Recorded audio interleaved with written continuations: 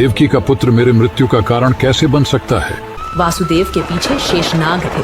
तुझे मारने वाला गोकुल में सुरक्षित है।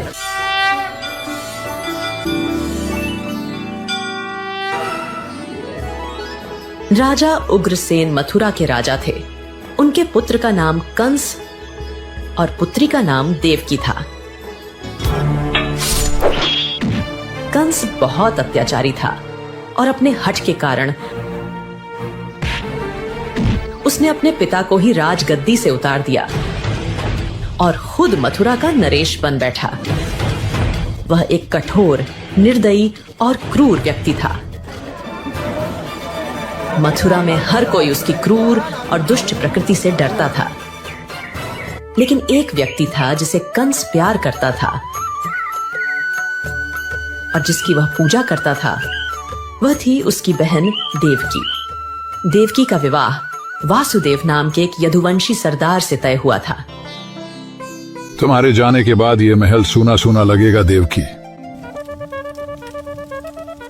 शादी बहुत ही धूमधाम से हुई।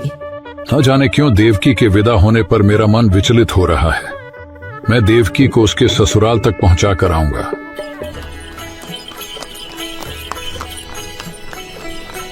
विवाह के बाद कंस अपनी प्यारी बहन देवकी और बहनोई वासुदेव को उसके ससुराल पहुंचाने जा रहा था। जब वे रास्ते में थे तभी अचानक आकाशवाणी हुई। हो क्रूर कंस, तू क्यों इतना खुश है? सावधान, जिस बहन को तू इतना प्यार करता है उसी के गर्भ से जन्म लेने वाला 8वां पुत्र तेरी मृत्यु का कारण बनेगा। देवकी का पुत्र मेरे मृत्यु का कारण कैसे बन सकता है? यदि ऐसा है तो मैं देवकी का ही वध कर देता हूँ। आकाशवाणी सुनकर कंस अपनी बहन देवकी को मारने के लिए आगे बढ़ा। मैं इसे मार डालूंगा इससे पहले कि वह 8वां पुत्र जन्म ले।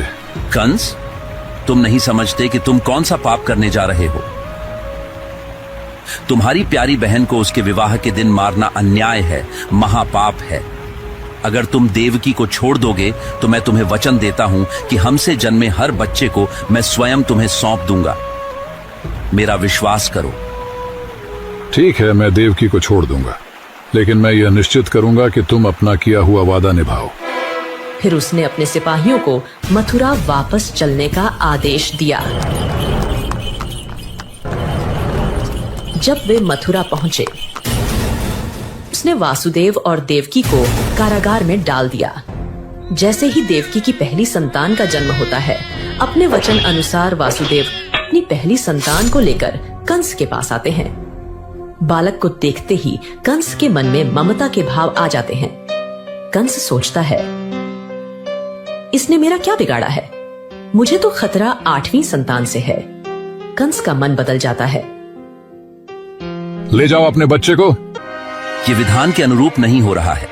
अगर कंस के मन में ममता के भाव जाग गए तो भगवान अवतार कैसे लेंगे? नारद जी कंस से मिलने आते हैं।